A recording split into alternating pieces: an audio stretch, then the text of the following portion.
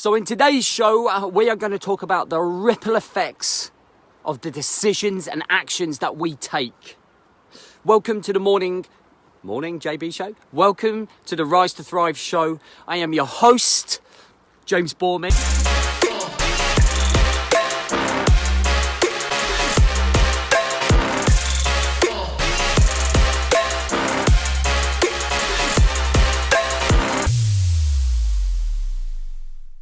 If you are coming through, please let me know somehow, either through a like, commenting that this is relatable, you can relate to what I'm talking about, or have experienced it, or if you know somebody that needs it, please drop them a share. We're back, feeling refreshed and feeling ready to go. So I want to tell you a very quick story about our last day of the break, all right? And I want to talk about the ripple effects of this guy's actions, all right? So it was on our last day, and we were just waiting for our last couple of hours before checking out. And there was this lad on the telephone that we both noticed. Now, he's on the phone, and his phone was on loudspeaker, so we could hear what the other person was saying on the other side, right? And this guy that was by the hotel, he was so irate, he was so angry, he was kicking off down at this phone, and the other guy was kicking off back on the phone. They were having this huge argument. It were like two rams headbutting each other, and both had completely lost their state of mind, completely, like it was irrational. The saddest part of this story is that the guy that was in Spain, in the hotel, arguing with this guy, his family was just standing by the entrance, standing there. His little boy was following him around, desperately trying to get his attention. The wife looked completely fed up with the buggy and the baby in it, and the daughter just looked completely and utterly dejected. And it was a really sad sight, and God, I wish, I think I probably would have got myself knocked out if I'd gone up to the guy and said, just look at your family completely and utterly being ignored, and how miserable they are, and they're on holiday with their dad. Now, the mistake that he made was obviously getting involved on his phone and getting involved in this argument rather than being present. And we've all been there, right? No one's perfect.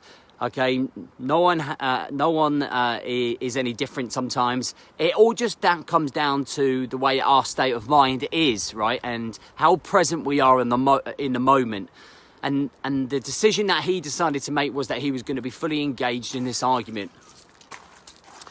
And that had massive ripple effects, because now he's agitated, he's frustrated, he's distracted, he's not present for the family on a family holiday. And that's not just going to last that day. That's going to be eating away in here and in here, emotionally and mentally, throughout the rest of the holiday. And more than likely, he's going to end up being distracted, right? And quite often we can I would say it's a self-sabotage action in terms of having his work phone on, right? Just making that decision to then go into his phone, to then have that argument, to then be distracted emotionally and mentally. And obviously the ripple effects are his family being ignored, dad not being fully present, it not being a great holiday.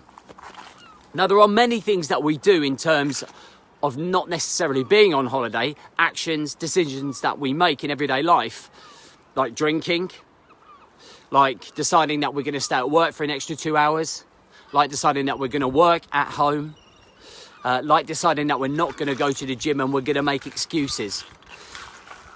And the ripple effects of the decisions that we make, sometimes we don't always see, sometimes we don't always feel. We don't feel the pain of the wife wondering what mood you're going to be in when you walk home. Sometimes we don't necessarily feel the pain of our kids when daddy's not going to be home to tuck you into bed and have dinner with, because yet again you're stuck in the office.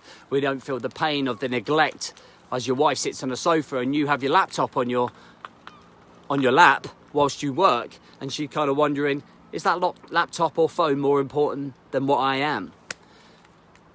Again, drinking, again, emotionally sabotaging ourselves and mentally sabotaging ourselves. We don't always see the ripple effects And sometimes that and the reason I've done this show, this particular show in topic, is because sometimes facing those truths is the only thing that's going to make you move and realize that actually I need to change the way that I'm doing things. Shush. Sit down. The truth is the leverage for action.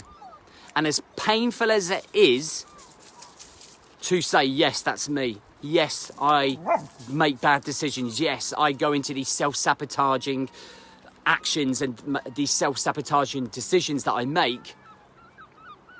And the thought of the ripple effects of the people being closest to you suffering and being in pain is horrible for you. You have to face them because you have to recognize them. There's no point in burying your head and ignoring those problems because you'll never do anything about them. The feelings that you have in terms of, if I do A, I have to face the emotional pain of seeing B suffer. And it's a very difficult thing for you to get your head around. It's a horrible thought for you to think, oh God, my wife is treading on eggshells. She's becoming to be unhappy. And a number of guys I've worked with who have lost relationships and marriages through continuously making bad decisions that lead to ripple effects is endless. I've seen it over and over and over again. And that's a hard lesson for many to learn. But if we could rectify that, so if we could come up with this outcome of, actually, I'm going to start putting other people first. I'm going to consider how this is going to affect other people. Maybe we can make better decisions to be internally happier, but to make other people happier and calmer and more confident in you. And it's a difficult process to go through, but really it's about raising that self-awareness, and the cost of entry to that is raising your self-awareness. If I do A, who is going to be suffering? Pack it in, or you're going to suffer. All right? So I just want you to think about that today. Think about every decision you make. Who is it affecting? And it could be something from leadership in your own job role. You snapping, you giving everyone shit because they're not doing their job. Is there a reason they're not doing their job? Are they struggling mentally and emotionally?